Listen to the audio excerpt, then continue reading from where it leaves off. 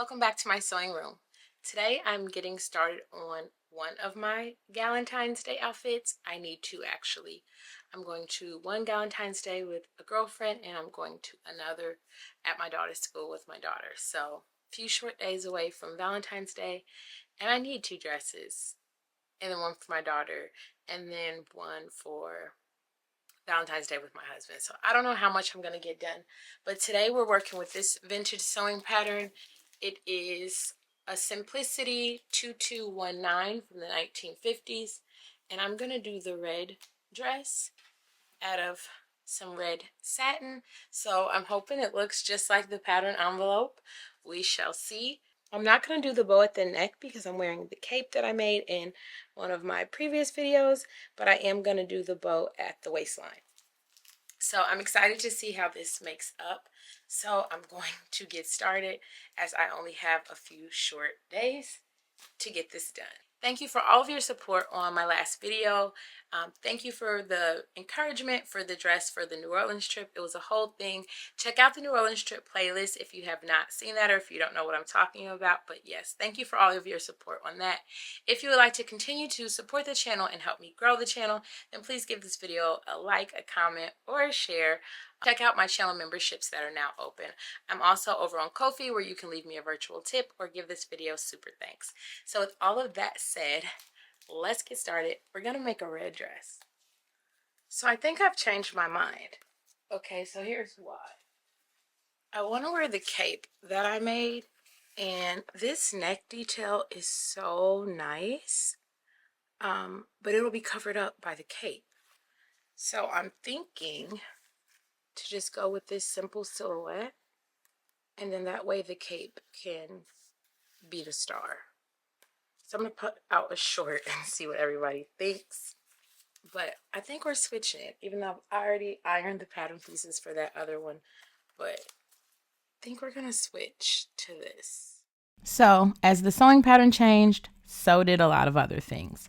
So I did not get to wear this dress on Valentine's Day or Galentine's Day or any of those things as we were all under the weather. So I wanted to use this sewing project as a chance to highlight Black History Month and to dive into a little bit of the history of Dorothy Dandridge.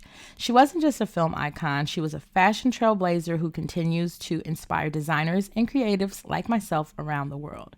So, as I sew this dress, I want you to keep in mind that Black History Month is for everyone.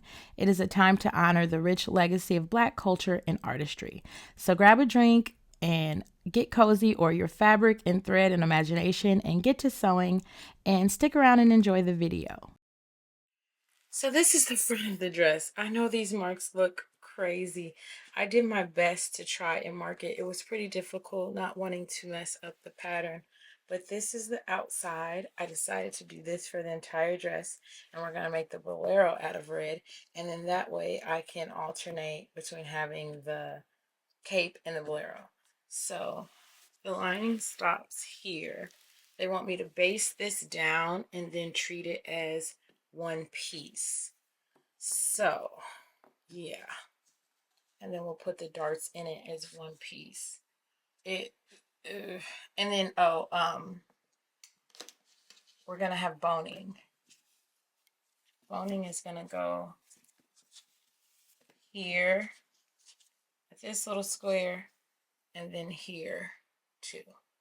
So gonna work on that. This sewing video is a celebration of style, history, and a touch of glamour. All of my favorite things. So step back in time to an era where glamour collided with rebellion, and you will meet Dorothy Dandridge, a name that resonates as much for its intriguing screen presence as for its revolutionary influence on style. Dorothy wasn't merely a film star, she was a pioneer who redefined beauty and empowered Black women to embrace their sensuality unapologetically. In an industry that often boxed performers into narrow roles, Dorothy emerged as a symbol of bold, unfiltered expression, a living testament to the idea that style can be an act of defiance and self-love.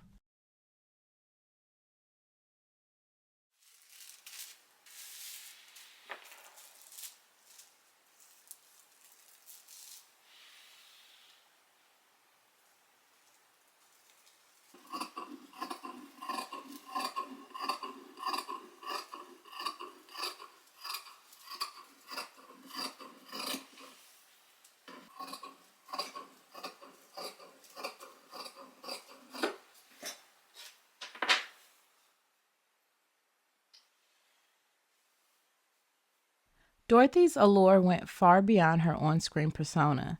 In a time when mainstream representations of beauty were limited, she carved out her own niche, challenging stereotypes and shining as a true icon of black style. Her wardrobe was a mix of daring elegance and vintage charm, and I feel this dress embodies that completely. Miss Dorothy Dandridge was a walking revolution. In an era when the world insisted on putting black beauty in a box, she burst through with a boldness that said, I am more than your expectations. I am an icon. With her signature flair for mixing elegance with a teasing hint of a little, or maybe a lot, of ooh la la, Dorothy owned a wardrobe that was as audacious as it was refined. And this is exactly what I crave. And I feel I'm getting closer to with each garment I sew and each sewing skill that I learn. I can picture myself dressed well every day in one of my modern meets vintage ensembles, each piece giving me confidence and independence and reinforcing the joy of living life on my own terms. I dream of a closet like Dorothy's that could make every day feel like a red carpet event, a place where every garment told a story, every outfit a personal manifesto, a celebration of being unapologetically myself. So here I am stitching together a dress that captures a little bit of that magic. Sure, my sewing machine may not hum with the same intensity as her larger than life persona, but with every stitch and every careful hem, I feel a connection to a legacy of brilliance that paved a way for us all.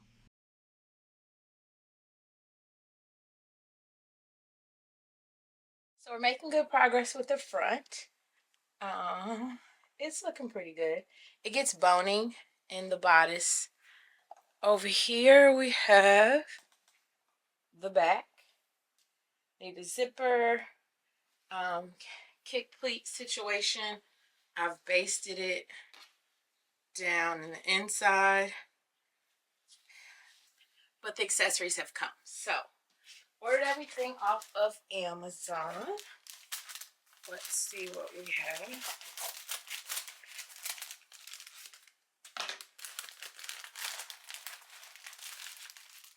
Got gloves.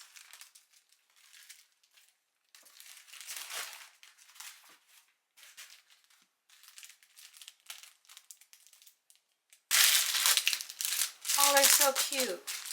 I will link everything that I found in the description. So we've got pretty red gloves.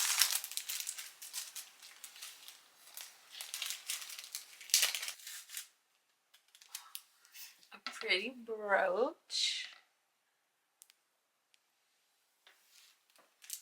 And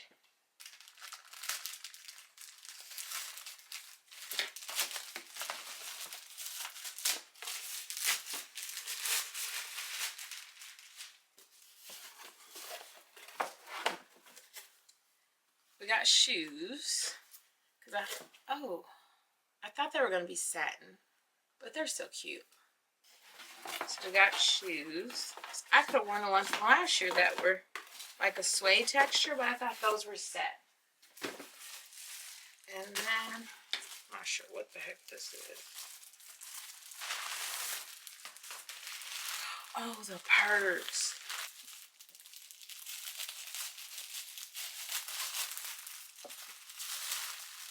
See, I might still wear the suede shoes from last year because they look more like this. This is the cutest thing ever. Isn't that so cute? So we got gloves, we got a purse, we got a brooch, and we got shoes that I don't know if we'll keep there or not. We might send back. Alrighty, let's get back to work. For Dorothy Dandridge, this dress would have been a perfect fit, literally and figuratively.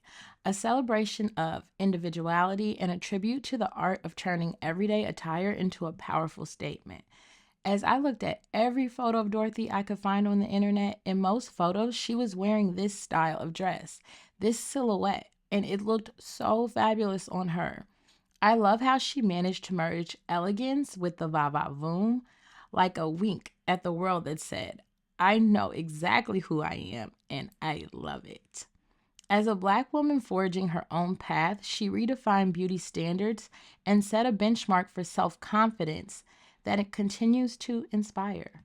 So let me know if you have heard of Dorothy, if whatever your thoughts are on Dorothy Dandridge and style and the Vavavoom silhouette of that era, the bombshell era. I would love to hear all of your thoughts in the comments. So, a little bit of background on Dorothy. Dorothy Dandridge was born on November 9th, 1922, in Cleveland, Ohio. Dorothy was destined for the stage. Growing up in a family of performers, she first dazzled audiences as part of a singing act with her sisters. Her soulful voice and radiant presence set her apart, quickly catching the eye of those who would shape her future in show business. Dorothy's Hollywood breakthrough arrived with the 1954 musical drama Carmen Jones. And I remember watching this as a child with my grandmother, who reminded me so much of Dorothy Dandridge. I remember it felt like watching my grandma on the TV. And since then, I have been in love with Dorothy Dandridge.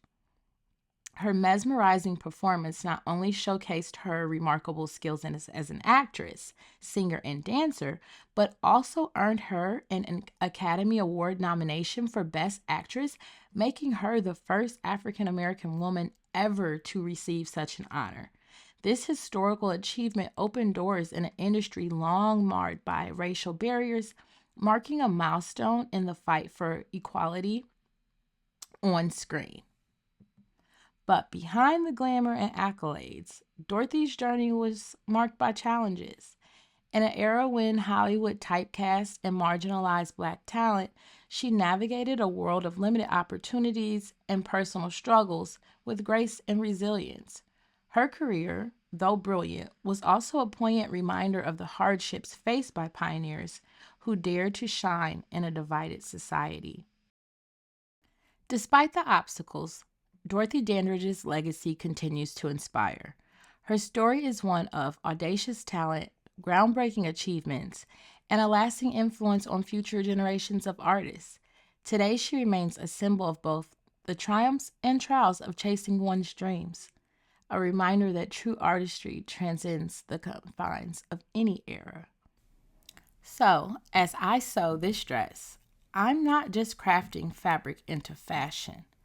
I'm paying homage to a pioneer who taught us that style is more than clothes.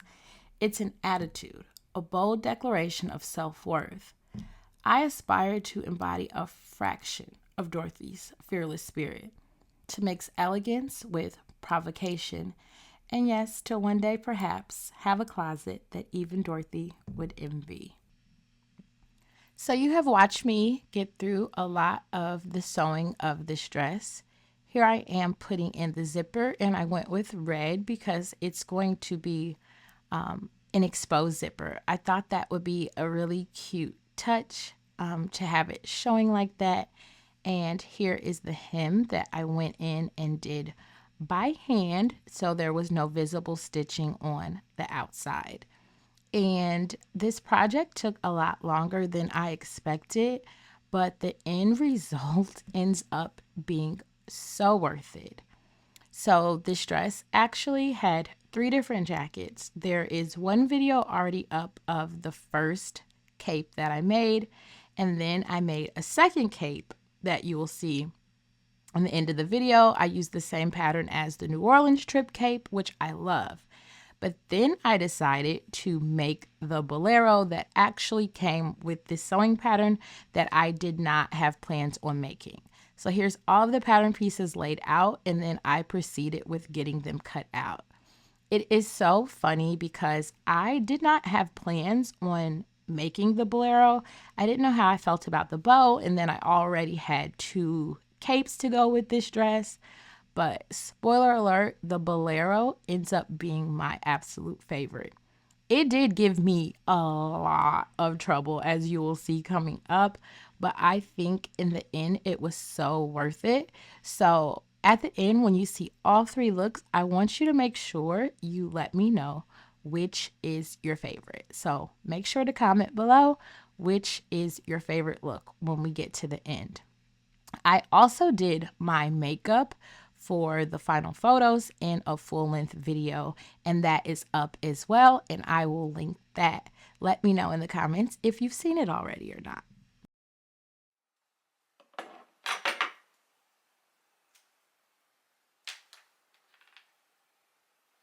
All right. All that for 3 buttons, but we have them done. Stick those out of the way for now. Finally gonna start working on the bolero.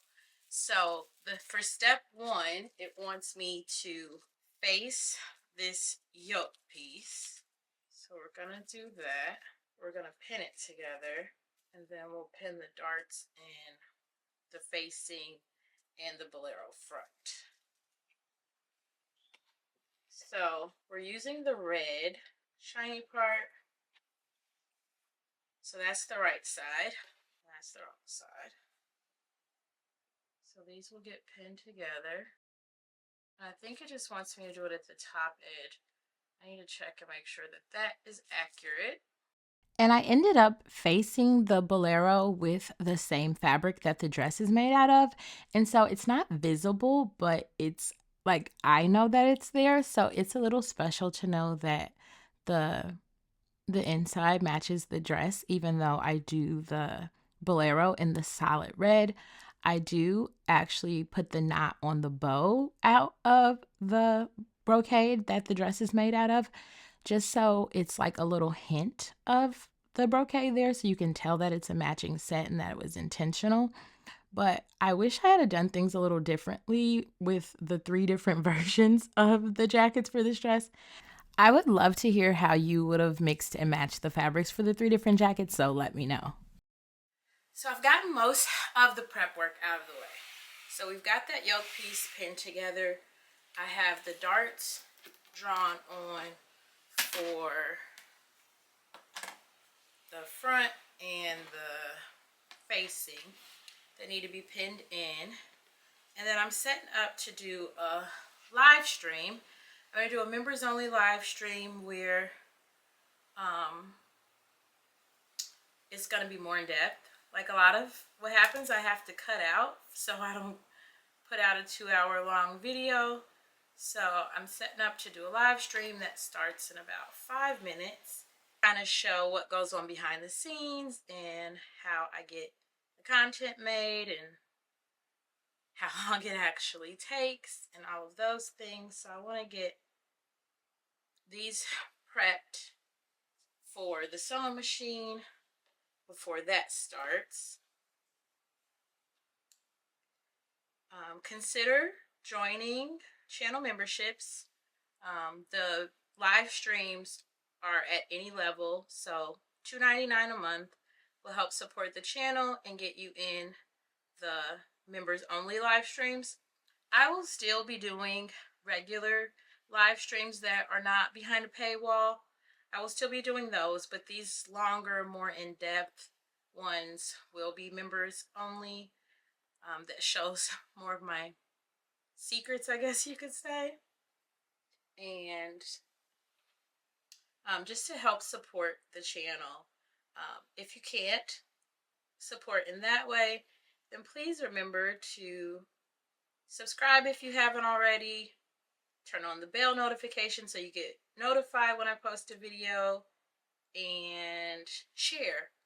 I think the shares really help. So share my content with someone who you think might enjoy it, or on a platform other than this one. That always helps. I know I need to get more active on other platforms, but it's like my brain can only handle one at a time. So I'm going to get these pinned in, get my phone set up for the live stream, and we'll be doing a lot of this sewing on that. As soon as I sat down to start work on the bolero, I made a mistake. So I seamed it together, the front top part at the sides when I was only supposed to do the neck edge. And then the mistakes just continued from there. I think I was just kind of going through it thinking I knew what I was doing and had not properly understood or respected the instructions. But the big darts that I'm sewing in now, they went in very well. And I don't know, I kind of wish I hadn't used the brocade because it frayed so badly. Really do think we're going to have to get a serger, even though we've put it off for forever. Let me know if you have a serger and if you think it's worth me purchasing one.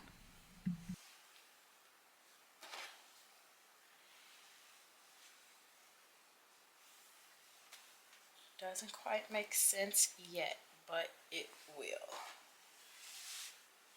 So if you watched the live stream, this is where I made the mistake. So I was supposed to stitch these two pieces together first before I attached them to that, and I didn't. So now we need to go in and try to stitch this somehow without messing anything up. So there's that. I know the seam goes down. So yeah, we need to try and figure this out because that was supposed to get done first. And it would have made sure these matched up good, which I think I've pinned them in place pretty good. We're going to see what happens. We fixed it. I think it looks pretty good. And now we have to base this here between those two dots that are there. So I'm going to do that now. I think I'm just going to do it by hand. So as you can see, it is starting to look good.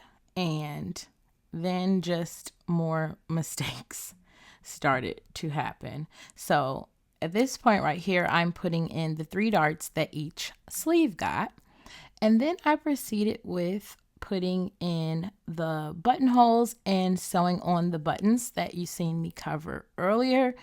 And I was not supposed to do this yet. I had not done the facings the way that I was supposed to. You know how you flip them to the front and then stitch, and then you flip it to the back and it covers that raw edge up at the top?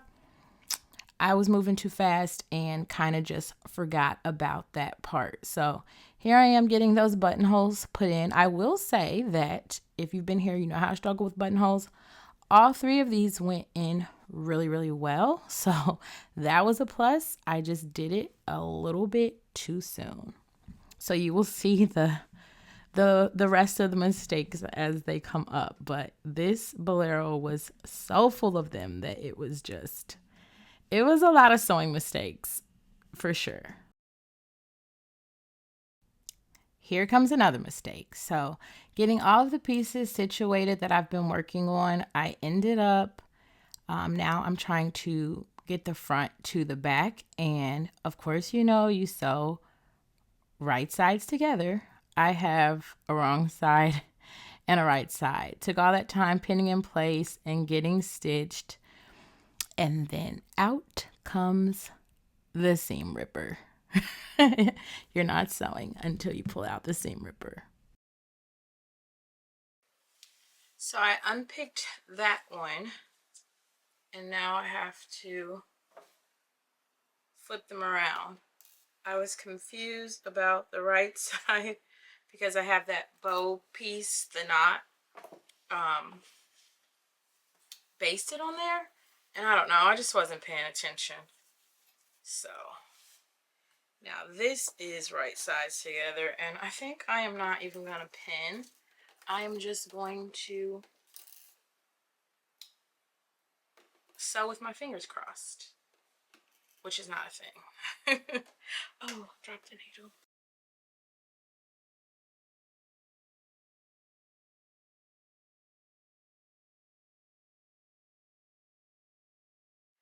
I have made so many mistakes with this bolero, like just very simple ones that made this way more complicated than it had to be.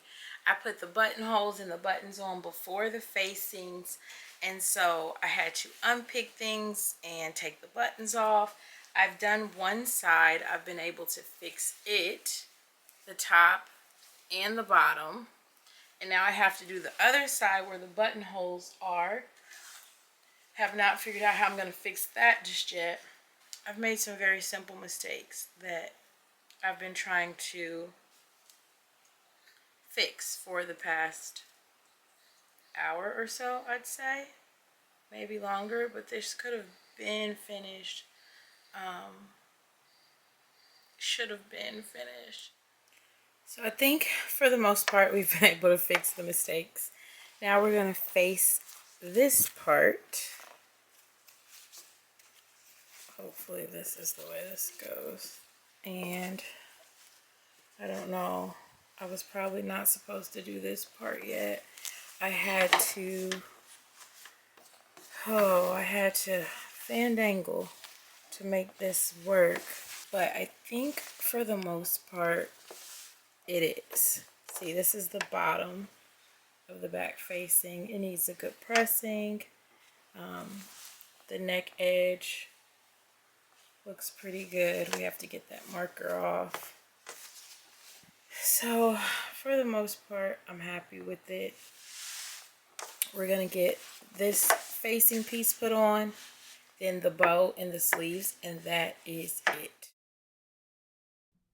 Oh, and then this is me sewing on that facing piece, which went on pretty smooth, but the sleeves gave me a nightmare as well. I had to sew the sleeves and take them out and sew the sleeves and take them out, I think 3 times before I finally got them like presentable. So this is where we are on the bolero. Here is the knot that's gonna go on the bow. All of the facing and the inside, that part needs to be tacked down by hand, but the buttons look pretty good. The sleeves have to go on, and yeah, this still has to get, that's that, it needs to be stitched down. So here are the sleeves. We have 2. Paint the seams, stitch the edge. Then this is the bow. It's gonna go like this. And then these are crease marks. So it'll crease a little bit. And then that's the bow. So this is all that's left, and then the ham work. So okay, I finally got one of the sleeves pinned in. The facing is all on. It does not look the best in the inside, but that's how I stitched it. And this is the inside. This is the outside. So once we get the sleeves on, we get the bow on, just here, and it's done. So here I am attempting to get those sleeves in that end up being a drama. I hope you have enjoyed this video. Please let me know. I hope you have loved or enjoyed learning about Dorothy Dandridge. I had fun doing the research on her. Her legacy continues to inspire not only those who admire classic style, but also anyone who dares to challenge the status quo. In every stitch, there's a nod to her fearless attitude and a homage to the beauty of being different. Dorothy, a Black style icon who proved that true glamour isn't about following trends, but about creating your own. So here's to Dorothy Dandridge, a Black style icon whose legacy reminds us to celebrate our individuality, laugh in the face of convention, and always, always dress with a dash of daring. Happy Black History Month, and may we all find the courage to express our true selves, one fabulous outfit at a time. I am so in love with this dress. It's not just really the dress itself, but how I feel in it. I absolutely think Miss Dorothy Dandridge would have loved this dress. Look at this cape. I love it. I love the one with the tie, even though we'll have to figure out how to tie the bow. Let me know if you have any pointers. But the bolero that came with this sewing pattern is absolutely darling, and I'm so glad that I had made it. You'll have to let me know which of the 3 jackets is your favorite, and let me know what you think of the dress. I mean, the bow, I mean, it is so beautiful. Please let me know what you think. I think the look came together wonderfully. Check out the video of the get ready with me as I do my makeup. And please remember to support the channel by giving this video a like, a comment, and a share. I will leave links to the purse and the shoes and the gloves and all of the things you'll be able to find in the description. And I look forward to making more things that make me feel as great as I feel in this dress. And I thank you all for your support, and I'll see you in the next video that is soon and sure to come. Bye.